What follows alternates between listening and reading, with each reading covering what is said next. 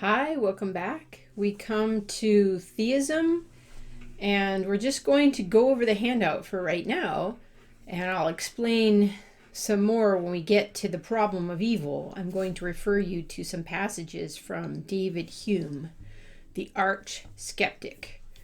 So theism is the position that says that it's clear that matter exists, as opposed to spiritual monism, and matter is not eternal, as opposed to material monism, that the soul exists and the soul is not eternal.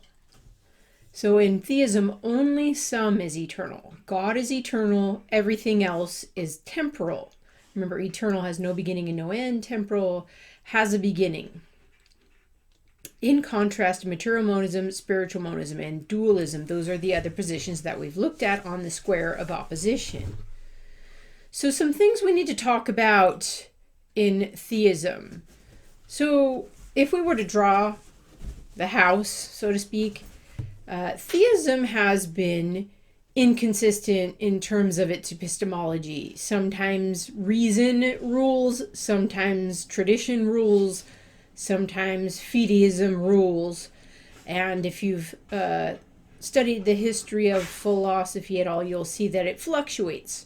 So this is an area where theism could become more conscious and consistent in its epistemology. And we'll talk about it as we go along. The metaphysics, God creates, everything else is created. So the all is eternal positions could be classified as being and becoming. There's always something that exists. It's just becoming something else, so change. Whereas theism is creator and creation, different category. So let's look at some of the parts. The worldview of theism would be based on humans are created, and they're created in the image of God. We can talk about what that means a little bit more. And as created, they have a body and a soul that are united, and the soul continues after death. So there is continuity of the self. And there is a moral law that is based upon human nature. We could talk more about that as we get into different theories in ethics. So let's start with the handout. If only some is eternal, then God the Creator exists. What is eternal, brought into existence or created ex nihilo, which means from nothing, what is not eternal? The Creator is God. Now, this concept of ex nihilo is important for theism because it's what distinguishes theism from dualism. In dualism, there's a divine craftsman or a demiurge or a first mover. And that being is using the material that's already there and forming it into this world. Whereas in theism, there's not any previously existing material. God calls matter into existence. He calls other beings into existence. So God exists, God is a spirit, and God calls into existence other beings. So it is being from other being. It's just God is a spirit, matter is extended. We should probably talk more about the nature of God in theism as we go along. But ex nihilo is distinguishing theism from dualism, no previously existing material. Now, some people have a conceptual problem with ex nihilo. It's like hard to get your head around sometimes. So think about this. Creation ex nihilo is not being from non-being. Why? Because God is a being. God exists. So being is what exists. Being has properties. Being has power. So God has properties and powers. We'll talk about what they are. And God has infinite power. So he brings into being from his own being, other being. So in creation, God is eternal. In creation, God acts to bring creation into being. So it's not an uncaused event because God is a being and he's acting to bring into being other being. It's a cause. God is the first cause, the cause of all other temporal causes.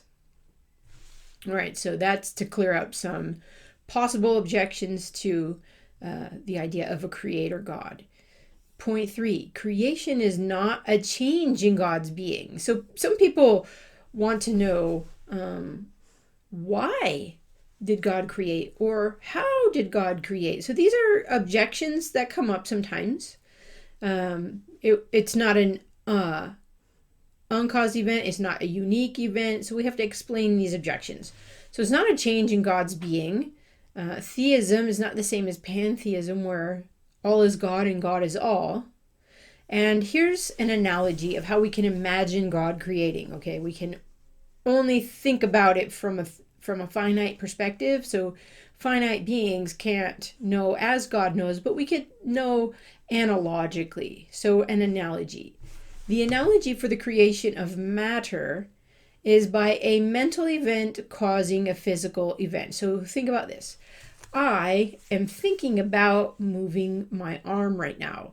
This is a mental event, right? Thinking about it, but the mental event causes the physical event. There is a mind-body connection, a mental-physical connection.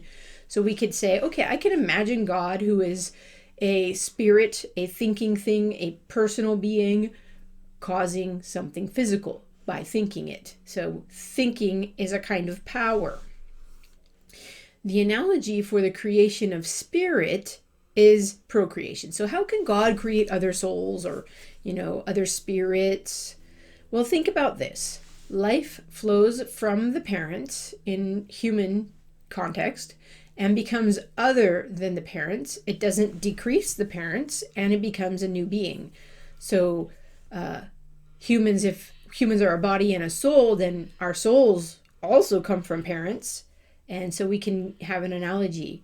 Now, in theism, when they do talk about creation from Scripture, God breathes life into Adam and he becomes a living being. So life, spirit comes from God and continues through procreation in theism. So those are analogies of how God can create matter and spirit. Point 4. Some people think, oh, isn't this a unique event? We've been saying no unique events for an eternal being or cycle. That's true, but is this a unique event? What is an event? An event is something that happens in time, right? But what is time? We should think about what is time in theism. Time is, here, I'll just go from the handout. Creation is not a unique event in time. Time is a relation between things created in motion or in thought. Time is the relationship between finite thoughts happening one thought after another, or finite things in motion. So think about a world in which there were Earth, where there's no humans. If you were to take away the humans and all of our clocks, would there still be time? Yes, there would, because there'd still be the relationship between the Earth and the sun, and there'd still be the passing of days. There would still be erosion in the Earth. So there would still be the passing of time, because there are finite things in motion. Aging process. If you were to, let's say humans died and our souls are, in some sphere after death outside of our bodies, is there still time? Well, it does seem like there would be time still, because we could say, remember when we had a body? There's still before and after. There's still one thought after another. So time is a relationship between finite things, either in motion or in succession of thinking thoughts. So now think about God. God is not subject to finite thoughts. God knows all things always at once. God is eternal, and so he knows everything now. He's outside of time. So time doesn't begin until finite things begin. There was no time before time began. Now, there's a very interesting meditation on the nature of time in St. Augustine's Confessions. I think it's book 10. He's a famous Christian philosopher, And around 410 is when I think he dies. He's reflecting on the nature of prayer. And he's saying, God, I pray to you, but I'm a finite being. I'm in time and you're outside of time. And how do my prayers get to you? And he comes to this conclusion that time is relative, and the finite is subject to time, but God is not subject to time. But God is infinite. So the infinite encompasses the finite. So God can enter into time. We can't get out of time, but God could enter into time because the infinite includes the finite, encompasses the finite. So time begins with the finite order. Time begins when creation begins. So in the beginning, God created. The beginning is when time starts. The clock starts when there's finite things. So time began with creation. There was no time before creation. This is, I know you're going to have to think about this. It's difficult to get your head around, but time is part of creation. If there's no creation, there's no time.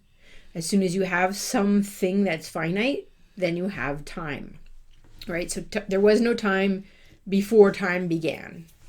It's good. It's deep stuff. Think about it. All right, let's move on to another possible objection. Why would God create? I mean, he's infinite. He's infinite in knowledge. What does God need? So God doesn't need anything. So we have to think about the purpose for creating. Being in general. Think about being. Being expresses itself by what it does. So we don't know a thing without that thing expressing itself. So God is a being. Beings do things. Beings express themselves. So God is a creator, and creators create. That's how God expresses his nature.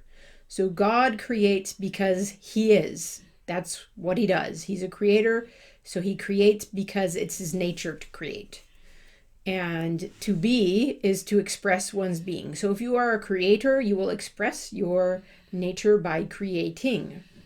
And not only that, beings can't be known apart from their activity. So this is how God is known, by what God does. And God does this on purpose. So creation, the act of creating, is revelation of who God is necessarily. So whenever a being does something, it reveals what it is by its doing. So necessarily creation reveals who God is. Intentionally, God wants it this way. He intends to reveal himself. And exclusively, there's no way to know a being apart from what a being does, especially if a being is spirit. He's invisible. So a God who is spirit, he is a thinking being. He is a personal being. He would only be known by what he does. And think about another analogy. How do we know people? How do we know each other? How do you know me? You know me through what I do. And I teach. I'm a teacher. That's what I do, right? So we know authors by what they do. We know Shakespeare by what Shakespeare does. And we may know Shakespeare better than his wife knew him because we read Shakespeare's plays. Are you reading Shakespeare? You ought to. Okay, so a being is known by what it does. God does things necessarily. He creates, intentionally he creates, and exclusively he creates. Now, there's an implication for this. You can't know God apart from God revealing himself through his acts. And God in theism is a creator and ruler.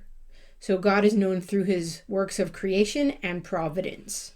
Outside that, he's not knowable. So you can't know the things God hasn't revealed of himself. Okay, that's a lot about creation is not a completion of God's being. He's not creating because he's bored. God can't be bored. That's a human problem. We'll find out boredom's connected to moral evil, and God can't be evil. God doesn't create because he needs humans. He's lonely. Loneliness is a human problem. It's not a God problem. So he creates because he is a creator and he wants to reveal his nature. And in doing that, he reveals his excellence and his glory. Now, some people are going to have the objection, why would God want to be worshipped? Is he, egotistical? Well, think about what worship is. Worship is a spontaneous expression of praise, excitement. It's what we do when we see glory. Think about sporting events and when we see our team winning and we break out in praise because it's so awesome. That's what worship is. Worship isn't like God says, bow down and, give me all the glory. It's more like when people see the excellence of the created order or the redemptive order, they break out in praise. So praise is an expression that we have when we see glory, excellence, awesomeness, right? Okay, the next point is definitely something you should take notes on. You should put this on a note card and know it for the rest of your life. A definition of God. And many people turn away from theism because they aren't satisfied with a definition of God. So this is from historic Christianity, but it applies to Judaism and Islam if you think about it. So here's the definition of God. God, the creator, is a spirit. Spirit means he is a thinking being, conscious, and conscious beings are self-aware, and self-aware beings are personal. So that's how you get that God is a personal being. Spirits are persons. And this spirit is infinite, eternal, and unchangeable. So those are called the natural attributes of God. And actually there's more of the natural attributes. Being, wisdom, power are part of the natural attributes. But these are the incommunicable attributes of God. He does not communicate or share them with any other being. There's no other being that could be infinite, eternal, and unchangeable. Infinite meaning unlimited. Eternal meaning no beginning, no end. And unchangeable is a consequence of those attributes. Remember, no unique events. That's what unchangeable means. God doesn't change. And these are attributes of the other attributes. So you add on infinite being, infinite wisdom, infinite power, infinite holiness, eternal being, unchangeable being, etc. So these three, infinite, eternal, and unchangeable, are the incommunicable attributes of God. He doesn't share them with any other being, and they are attributes of attributes. So the rest of these attributes, wisdom and power, being, wisdom, power, are natural attributes of God. So if God exists, if he's spirit, then he bees. And if God is eternal, and he's infinite, then he's infinite in wisdom. He knows everything that there is to know because he's been around forever. He's outside of time, so he has all knowledge, and wisdom is knowing how to apply knowledge. If God is the creator and he's infinite and eternal, he's also infinitely powerful. He has the power to create. He has infinite power. And some people think, oh, God can do anything. God can do anything that is according to his nature, but God can't do what is against his nature, and he can't violate the laws of thought. So God can't make a square circle. God can't make an uncaused event, because those are contradictions. They're meaningless. All right, so God is infinite in these attributes. Being, wisdom, power are called the natural attributes of God. Holiness, justice, goodness, and truth are called the moral attributes of God. And they fall out from him being infinitely good. Now, maybe you have an objection there. Well, how can we know that God is infinitely good? Let's talk about that. If God is, let's talk about good as acting according to one's nature and evil is acting contrary to one's nature, destructive of one's nature.